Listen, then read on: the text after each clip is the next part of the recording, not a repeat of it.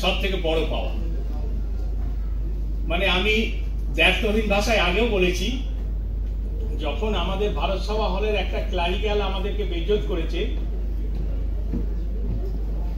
তখন আমাদেরকে তো করেছে, তারপরে কোঠারির ডাক্তাররা যারা সেবা করতে এসেছিল তাদেরকেও খারাপ ব্যবহার করেছে।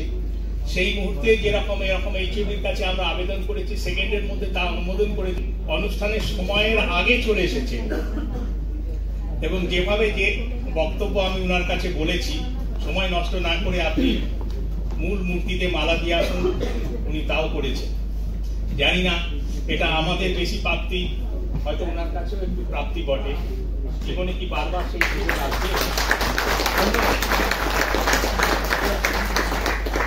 আবার এই যে হাইজিন, এটা কত বড় হসপিটাল। আপনারা হুগলি ডিস্ট্রিক্টের লোক প্রচুর আছেন এখানে। সিঙ্গুরে যে হসপিটাল আছে, এই হাইজিনেরই হসপিটাল, ওখানে কেন্দ্রীয় সরকারের হসপিটাল। কি স্যার ঠিক বলছি? পাশে যে মেডিকেল কলেজ আছে রাজ্য সরকারের, এটা কেন্দ্রীয় সরকারের। আর হাইজিনের যে হসপিটাল নিজস্ব কেন্দ্রীয় সরকারের, সেটা সিঙ্গুর স্টেশনের কাছে আছে। হুগলির অনেক লোক এখানে আছেন। কারা কারা একটু হাত তুলুন। হুগলির কারা কারা আছো?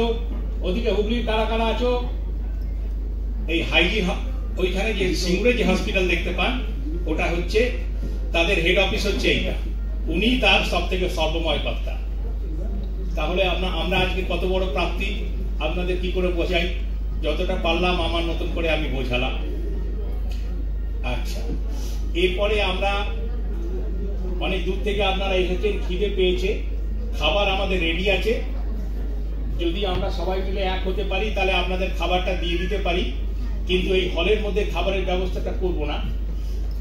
খাবারের জন্য এই বাড়ির মধ্যে অনেক জায়গা আছে, জলের বোতল আছে, আপনারা একটু খাবারটা খেয়ে আসুন। আমরা সে সময় একটু রিলিফ পাই, মানে আপনাদেরই রিলিফ দিচ্ছি।